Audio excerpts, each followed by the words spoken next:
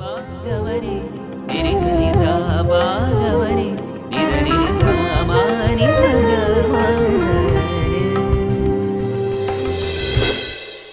the outset, I would like to offer my humble pranams to Bhagwan Baba, whose grace alone is making it possible for me to broadcast this series over Radio Sai. Loving Sai Ram and greetings from Prashanthi Nilayam. This is the third talk dealing with the Kishkinda Kandam. If you recall, last time I stopped at the point where Vali apologizes to Rama and admits his mistake. Let me pick up from that point. Touched by Vali's repentance, Rama responded, "Brave Vali, what is past, and you have correctly come to terms with what has happened. Regarding the requests you have made, they are legitimate and you should have no anxiety on that score. I give you my total assurance that the interests and welfare of both Angada and Tara would be taken care of in all aspects. As I told you earlier, recent events are a part of the reinforcement of Dharma. True, at the bodily level, punishment is painful. However, from a spiritual point of view, the one who punishes and the one who suffers it both get credit for upholding Dharma, and neither come to grief. As you prepare to leave, cast away all residual feelings of attachment, fear, anger, and jealousy. Feel light in spirit, cleansed in mind, and pure in heart, so that you depart enveloped by the aura and radiance of your true immaculate nature." Although Vali had declared that he had nothing more to say, so touched was he by Rama's words that he felt compelled to respond. Summoning all his strength and brimming with gratitude, Vali said in a feeble voice, "Rama, I have one last request. Forgive me, please, for words I should not have uttered, but which came out of me nevertheless on account of the physical pain caused by the injuries suffered." As Vali concluded, his body became limp and his eyes closed. Everyone around thought that Vali had breathed his last. Word went out to the palace, whereupon Tara, accompanied by Angada and a horde of Vanaras loyal to Vali, rushed to the scene of battle. Seeing Rama standing with bow in hand, the monkey brigade accompanying Angada began to scatter and run wildly in disarray. As they fled, they tried to advise Tara to do likewise, warning her of dire consequences if she went near Sugriva's camp. Lamenting loudly, Tara, whose mind was riveted on Vali, totally disregarded the advice, rushed to where Vali was, and collapsed before his body. As she gave vent to her agony, Rama was silently leaning on his bow, while Sugriva sank into despondency. Tormented with grief and clasping the body of Vali to her bosom, Tara cried, "Dear husband, why don't you speak to me? You did not pay heed to my warning, and look what has happened to you. Till now, I did not know what misery was, but now you have left me behind to mourn as a widow." Turning to Sugriva, she said, "Are you happy now? You ought to be, and now you can go back to your numerous pretty wives and enjoy their company. As for me, I shall stay right here, abstain from food and drink, and allowing my body to wither, join him in due course." Hanuman, who till then was a mute spectator, gently intervened to comfort the grief-stricken Tara. Speaking softly, he said, "Noble lady, grief no doubt makes one say many things one does not quite mean. However, it is precisely on such occasions that we should collect ourselves to reflect deeply on life, its meaning and purpose. Embodied souls like you and me are all subject to the pulls and pushes of life that sometimes makes us do virtuous acts and stray from virtue at other times.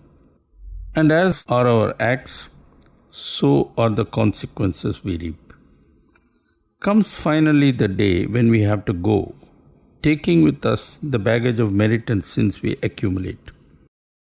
The body being like a bubble, nobody can live forever. That being the case, who should grieve for whom? Angada is a fine boy and needs a mother. Can you afford to seek death using grief as an excuse, leaving him all alone? Your husband has gone where he has to because his time had come, while ours has yet to come.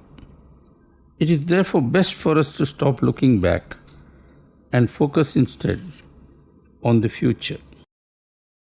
I submit that we get ready to perform the last rites for the departed one and thereafter install Angada on the throne. Seeing him crowned might perhaps make you forget the bereavement you have suffered." Hanuman's admonition helped Tara to compose herself, following which she said, "Hanuman, those are truly wise words. I entirely agree that we must look ahead. As you have correctly pointed out, our first priority ought to be to perform the last rites for the departed soul and pay our respects to him. Regarding the installation of Angada on the throne, I do not agree. Such decisions are not taken by the mother. Rather, it is the uncle standing in for the departed father who must decide." Something rather unexpected happened at that instant. While everyone thought that Bali was gone, he apparently still had some life left in him. Slowly opening his eyes and breathing heavily, Vali accosted Sugriva and said, "You have to believe me when I say I was not deliberately malicious towards you. Rather, the end that was in store for me drove me to behave the way I did, causing harm to you in the process. It would seem that destiny did not want both of us to be happy at the same time. That, I believe, is how our strong relationship came to be ruined. Please accept this day the rulership of the kingdom and of the Vanara tribe that I now relinquish to you, even as I prepare to give up my body. Over there is Angada. He is young and needs grooming as well as protection. It is you who must provide those playing the role of a father. In bravery, valor and might, Angada can match anyone. Be assured, therefore, that he would assist you in battles, performing deeds worthy of me. As for my wife Tara, she is wise and clever in deciphering subtle portents. Pay careful heed to her advice, for she always means well. Above all, make sure you serve Rama assiduously, steadfastly and unfailingly. There is on me an ethereal gold chain. Remove it at once and wear it, for the goddess of victory abides in it. Its power would go away if it continues to be on my body after I pass away." After Sugriva received the chain, Vali looked at Angada and said, "My dear son, the actions we perform determine our nature and our future as well. Therefore, always act righteously and with due regard to the circumstances as well as the time, being indifferent to whether the outcome is agreeable or otherwise. In other words, maintain equanimity under both pain and pleasure. Be obedient to Sugriva in the same manner as you were to me. Never cultivate those who are inimical to your uncle, for that would not be good for you. In life, neither be too attached to anyone nor too distant either. Always follow the golden mean. At this stage, Vali became totally drained of strength and breathed his last, plunging the entire Vanara tribe into deep sorrow. Tara, who earlier mistook Vali to be dead, was silently listening, and very carefully too, to the last words of her dear husband. And when he was finally gone, once more her grief gushed forth in a torrent, even as she wailed loudly, proclaiming Vali's virtues and lamenting her fate in alternation. She also reproached Vali for brushing aside her warning. Unable to bear the sight of Tara bemoaning her fate in this manner, Sugriva began to feel deep anguish. Approaching Rama, he said, "With just one single arrow, you have restored my wife back to me, beside conferring on me the kingdom of Kishkinda. But seeing Tara's agony now, I am beginning to wonder whether I did the right thing in seeking the destruction of my brother. He spared my life, saying, 'I do not wish to kill you, just go away from here,' whereas I did all I could to exterminate him. Even when we had our first encounter, after thoroughly punishing me, he did not kill me. Instead, he merely said, 'Don't make this mistake again.' And now I have to carry the burden of this sinful deed all alone. For who can share this with me? Rama, frankly speaking, I do not deserve the throne of Kishkinda. I am afraid that Tara would soon die of grief, and pining away for his father, Angada too would go. Why should I survive them and rule after committing such a sin? I am not fit to live. Therefore, O noble one, grant me leave to enter a blazing fire and give up this body." Rama did not respond immediately, but he obviously was very much moved, as was evident from the tears that filled his eyes. Meanwhile, Tara rushed to Rama and cried, "Rama, with one single arrow you eliminated my husband. I cannot live without him. More important, Vali cannot live without me, and he would feel wretched where he has gone. So, please send me also to the same place, preferably with that same arrow which has now been pulled out of Vali's body and returned to you. You have lost your wife, and you know well the pangs of separation. You should therefore be able to fully appreciate how Vali would be feeling right now. Do not fear that you would be committing a sin by killing a woman. Rather, you should regard me as the other half of Vali. Indeed, the scriptures say that a wife is identical with her husband.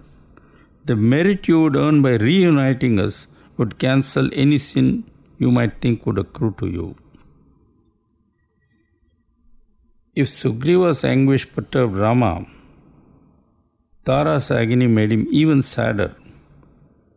Addressing the bereaved lady, Rama said gently, "O noble woman and a worthy consort of a great hero, please do not pursue false logic and erroneous reasoning. When the Creator brought into existence this world, He made joy and sorrow an integral part of it. None of us can therefore ever escape visitations by these experiences in alternation. All we can do is to bear them with equanimity, firm in the belief that these have been ordained by the Supreme Being. No one in the three worlds dare overstep these bounds that have been ordained and fixed by the Creator. The only option we have is that of humble and meek submission. Whatever has happened has been preordained by Providence, and it is not becoming for one like you, the wife of a great warrior, to bemoan in this fashion. Please pick up courage and look to the tasks ahead. Life always moves on, and we have to move with it." Feeling somewhat comforted by the thoughtful and compassionate words spoken by Rama, Tara calmed down and became silent. Noticing that while Tara appeared to come to terms with destiny, many others were still grieving, Rama addressed a few words of consolation to the Vanaras in general, pointing out that all entities in creation, be they inanimate or animate, were under the control of time, to which everyone without exception has to bow. After Rama finished speaking, Lakshmana took over and began giving instructions to Sugriva about carrying Vali's body away and performing the cremation with all the respect and honor due to the departed warrior. Noticing a richly ornamented palanquin in the neighborhood, Rama said to Lakshmana, "I think Vali should be borne away in that palanquin over there." Taking that to be an instruction, Sugriva and Angada promptly placed the body in the palanquin and carried it away. Later, Vali was cremated as prescribed in the scriptures, even as the bereaved ones gave vent to their grief in various ways. The body having been returned to the elements, the entire party then took a holy dip in the Tungabhadra river nearby, offering oblations to the departed soul in the traditional manner. A new chapter in the history of Vanaras was about to begin, and Sugriva, who soon had to take over the reins of the kingdom, approached Rama to seek his counsel. As Sugriva stood silently awaiting instructions from Rama, Hanuman, with palms joined, said in a most respectful tone, "O Rama, by your grace, the stewardship of Kishkinda has now passed to Sugriva. All of us here humbly pray to you to come with us to Kishkinda and unite the Vanara tribes by installing Sugriva as the new ruler." Rama replied, "Brave and valorous Hanuman, I appreciate your request and the sentiment behind it. However, you must understand that in keeping with the promise I made to my father, I cannot enter any city under the present circumstances. I therefore suggest that you yourself should, especially as you are well versed in the scriptures, install Sugriva as the new monarch." Turning to Sugriva, Rama then said, "Sugriva, even as you get crowned, I think it would be in the fitness of things if young Angada is installed as Prince Regent, especially as that gallant prince has all the required eligibility." Rama continued, "We are just entering the month of Shravana, approximately July, when the rainy season begins. Clearly, this is not the time to go in search of Sita because the weather would make a thorough and detailed search rather difficult. Lakshmana and I would therefore spend the rainy season here in the forest, while all of you can go about your work in Kishkinda.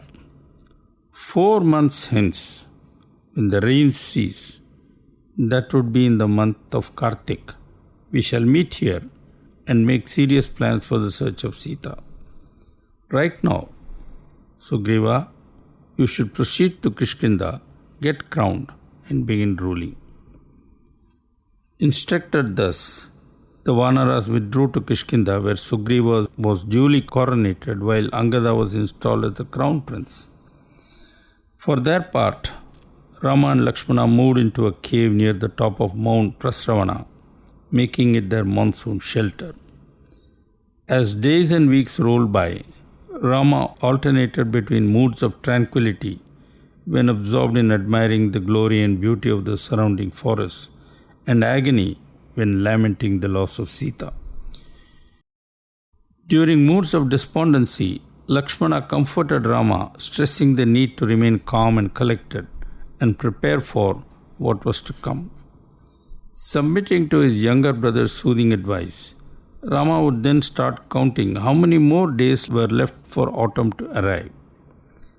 When finally that season did arrive, Rama said impatiently, "Lakshmana, the rainy season is now over.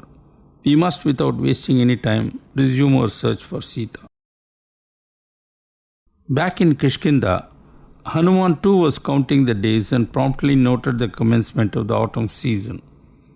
Approaching Sugriva, he said politely, "O King, now that you have gained back your sovereignty, it is incumbent upon you to render to Rama the service that you promised. You have at your beck and call a huge army of vanaras brimming with energy and ready to do whatever you order them to do. It suggests that it is time you give specific orders as to who should do what and when. Accepting this suggestion, Sugriva turned to one of his top generals, Nila, and said, "Please mobilize our entire army at once, and along with Angada, personally alert all the senior members of our army that an important mission lies ahead." Unaware of these developments, Rama, who was becoming more and more impatient, said to Lakshmana, "Brother, I see no sign of Sugriva, and I am beginning to wonder whether he has forgotten the promise he made to me. Go and meet him right away. Remind him about the pledge he made, and sternly warn him that if he failed to act, he would meet the same fate as Vali." Quick to anger by nature, Lakshmana began to boil the moment he learned that Rama was having doubts about Sugriva's commitment. Gone in an instant was the advice he gave till then to Rama about the virtues of equanimity. It would seem that when the divine incarnates bearing a human form, the avatar often acts very much as normal humans do, even when alone, playing his part to perfection. However, when it comes to serious action meant to set an example of unflinching and strict adherence to Sathya and Dharma, this play acting ceases. Eyes flaming and lips trembling, Lakshmana rushed to Kishkinda. And even as he approached the palace gates, news about his arrival and his nasty mood reached Sugriva. Meanwhile, Angada spotted Lakshmana, and one look was enough for him to gauge the latter's mood. Trembling with fear, Angada meekly approached Lakshmana with the intention of calming him down a bit. However, even before Angada could open his mouth, Lakshmana said, "My child, go to Sugriva's presence and tell him that I am here. Having done that, come back at once and report to me his response. Meanwhile, I shall wait here. Be quick about your job." Angada immediately ran to Sugriva's private chambers, where the latter was with his wife and in an inebriated state. Even as Angada was wondering how to attract Sugriva's attention, loud noises were heard from outside, caused by frightened Vanaras running hither and thither, terrified by Lakshmana's ugly mood. Lazily opening his eyes, Sugriva gave Angada a questioning look, following which the latter promptly reported all that he was asked to by Lakshmana. Meanwhile, Plaksha and Prabhava, two wise counselors of Sugriva, quickly grasping what was happening, rushed to Sugriva and said, "This is a moment for immediate action, and not a second must be wasted. Being the very embodiment of Sathya and Dharma, Rama and Lakshmana are immensely powerful, and it would be foolish to incur their wrath. Lakshmana has come as an emissary of Rama, and his temper is a clear indication of some lapse on our part. Remember, you are heavily obligated to Rama. You should therefore immediately proceed along with your entire family to meet Lakshmana. And before saying anything to him, all of you must fall at his feet. That might cool things down a bit." Struggling to snap out of his intoxicated state, Sugriva asked, "What seems to be the problem? Why should Lakshmana be angry with me, since I have neither said anything harsh to Rama nor done any harm to him?" Hanuman, standing nearby, decided it was time to intervene.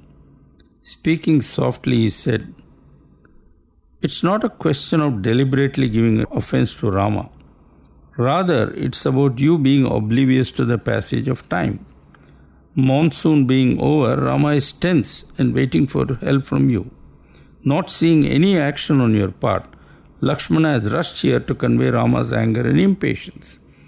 Act quickly and in such a manner as to restore Rama's confidence this very minute, and take every step possible to redeem the pledge you had made earlier." Hanuman's gentle admonishment awakened Sugriva, instantly alerting him to the need of the hour. Realizing that to start with he must somehow pacify Lakshmana, Sugriva asked Angada to respectfully escort Lakshmana to his presence. On the way, Lakshmana met Tara, who asked him why he was so agitated. Lakshmana replied that he was angry because, immersed in sense gratification, Sugriva had forgotten his obligations and promise. Was this the way to repay Rama for helping him? Tara understood and, attempting to pacify Lakshmana, said softly, "O Prince, this is the time for understanding and calm, rather than for losing one's cool, especially with so much to do ahead." Yes, Sugriva has slipped and become engrossed in sense gratification once his problems are over. Granted that in the process he also momentarily forgot a solemn promise made earlier to Rama. But Lakshmana, Sugriva is after all a Vanara. You know how fickle monkeys can be. And don't forget that the pursuit of sensual pleasures has derailed even great rishis, making them forget, at least temporarily, their main goal in life. If great and noble souls can fall a prey to the senses, what to say of mere Vanaras? You should therefore be magnanimous and show some understanding and tolerance. Indeed, with those and a judicious dose of admonishment, you can easily spur Sugriva to vigorous action. You know, when he gets going, Sugriva can be very dynamic. Tara's words hardly had any impact on Lakshmana. Totally ignoring her, Lakshmana stormed into Sugriva's inner chamber and with hardly any preamble began blasting the Vanara king, accusing him of perfidy and ingratitude. Lakshmana continued, "You wretched and ungrateful monkey, do you know what the scriptures say about ingratitude? They declare that while a man who is under the influence of alcohol and in the process violated a sacred vow, or even a man who has killed a cow could be pardoned, there is no exemption from extreme punishment for one who is ungrateful. And here you are, sunk in carnal enjoyment, totally oblivious to the sacred promise you made to Rama. Do you realize what fate awaits you? Have you already forgotten what happened to Vali?" Tara, who had come along with Lakshmana, intervened once more, arguing, "Lakshmana, there are some important facts you are not aware of. If you did, you would be more understanding towards Sugriva. Your eyes may tell you that Sugriva is sunk in carnal pleasures, but are you aware of the actions he has already taken relating to the mission ahead? Lanka is packed with millions of powerful Rakshasas who can assume any form they choose. Without a huge supporting army, it would not be easy for Rama to overcome Ravana. It is the Vanaras who would make up that army, and in assembling that massive fighting force, the help of Sugriva becomes crucially important. In fact, Sugriva has already given orders for the army to assemble here. You might ask, how come you know so much about the strength of Rakshasas? Let me tell you, I heard it all from Vali, my late husband, who is tangled with Ravana and knew all about that particular Rakshasa that was to be known. In other words, if Ravana has to be eliminated and Sita rescued, it has to begin with all of you first going across to Lanka and then getting rid of the Rakshasa hordes. Believe me, Ravana will not show up on the battlefield on day one. You have to first get rid of millions of his henchmen, which is the spade work that Sugriva's huge army would be doing for you. Signals have already gone to mobilize the entire Vanara army, and right now Sugriva is just waiting for the top leaders to show up." This time, Tara's words had the desired effect, and Lakshmana calmed down. Seizing the opportunity, Sugriva did his best to further soothe the ruffled temper of the mercurial brother of Rama. Speaking in a most respectful and highly apologetic tone, Sugriva said, "Lakshmana, truly speaking, Rama does not need anybody's help, and you know that better than any one of us here. I am deeply conscious of the fact that Rama can go to Lanka all by himself, single-handedly annihilate all the Rakshasas, including Ravana, and bring back Sita. He does not need our help, or for that matter, the help of anyone else. It is His grace alone that made Him seek me and bind me to His friendship. It is all my fault entirely. As Tara has explained so eloquently, it is I who defaulted. Now that I have realized my grievous error, I humbly pray that my lapses be forgotten and forgiven, and that we Vanaras be given an opportunity to redeem ourselves by serving Lord Rama. Having made my respectful submission, I eagerly await your response. I think I shall stop here for the day. Thank you for being with me, and I do hope you felt uplifted hearing this narration of Valmiki Ramayana coming to you via Radio Sai. I trust you would not fail to join me again next week at the same time for the resumption of the story. Till then, all the best. With humility and love, I offer this talk to our beloved Swami. Jai Sai Ram.